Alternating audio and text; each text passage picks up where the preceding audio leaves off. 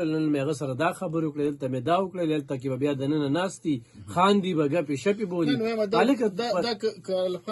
ګوره چې یو سړی مخلص وي موږ د خیدر خان مثال ورکړو که نه یو سړی مخلص وي دا پرون چې کوم دلته اجلاس شوی دی که نه په دغه اجلاس کې چې افتاب شیرپو یې په اعتماد کې اخیستی و ایمل ولي خیدروتي یې په اعتماد کې اخیستی و پروفیسر ابراهیم پکې ناست و نعیم الرحمن صاحب پکې ناست و عطارحمان پکې ناست و چې دا یې چې کوم دی نو په اعتماد کې اخیستی وي د دې صوبې مسایل حل کېدی شي خو دلته کې دوی وایي چې نه زه یم دوی بل څوک مني نه نو ګوره د قوم دپاره به کله کله لږ د اوږه لاندې وړې نو څه خو خلکو ته ښودلي که نه که دا د ورلډ فوډ پروګرام دا خبر رښتیا وي که نه او دا خبر کنفرم شو نو دا بیا ډېر لوی بلنډر دی لبخانه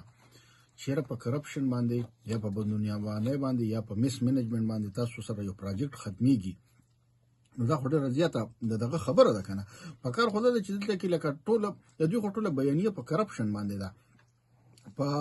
ګوډ ګورننس باندې ده نو که چېرې په هغې کې دا مسله وي نو بیا خو د دوی بیانیه چې د نا ټوله ګډه وړه شوه د دوی ټوله بیانیه خرابه شوه نو د ټول نه زیات ضروري څیز دا دی چې که دې ورلډ فوډ والا دا څیز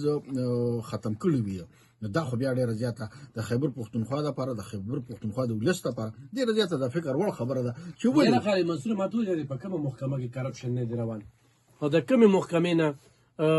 خلکو ته پیدې او ثمرات روان دي دلته کې راشه د کال لپاره وزیر به نیسي مشیر به هم د کال لپاره نیسي د پوره 5 کالو خو چا پیسې ورکړي دلته کې وزارت خلکو له په میرټ ورکړل کېږي دلته زما د امپیګان دی نن پیسې ورکړي چې دی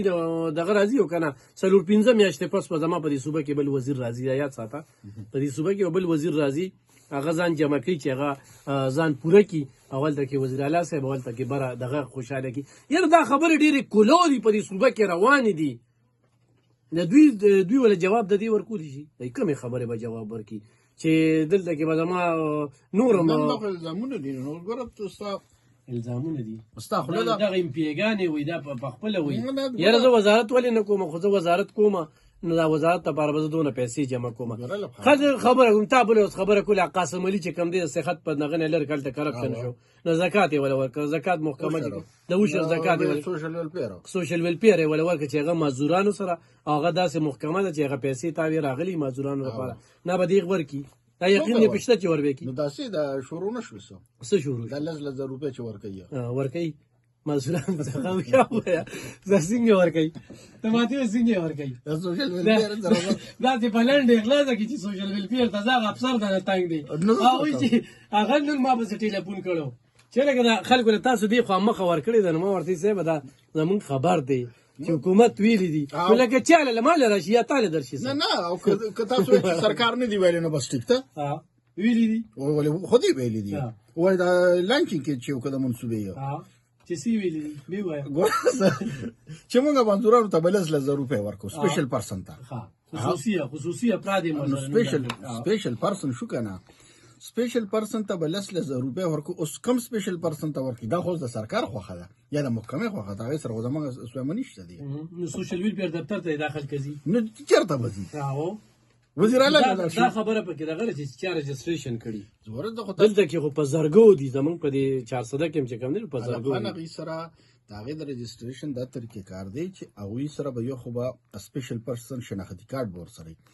دویم نمبر چې دی نو هغې سره به د کوم سرټیفیکیټ چې ورسره نو هغه به ورسره کمپیوټرایز سرټیفیکیټ وي ورسره هغه څه کمپیوټرایز سرټیفیکیټ نه پس په بیا د هغوی لکه انټري کېږي اوس بیا دا قسمت خبره ده چې د چا کېږي او د چا نه کېږي نو داسې نه چې سوشل ویلفیر افسر چې بیا د جیبه ورکوي ښه خبره ده دا په فلاحي مملکت کې چې دا فلاحي حکومتو دوی د قام حکومتو دوی قام سره مخلصوي نو سوشل ویلفیر افسر چې کوم دی دلبر ریډیو لارې خو ورته کولو دي د دلبر نیوز لارې ورته کولو دي موږ ته کالو کې چېرې طریقه کار څه دی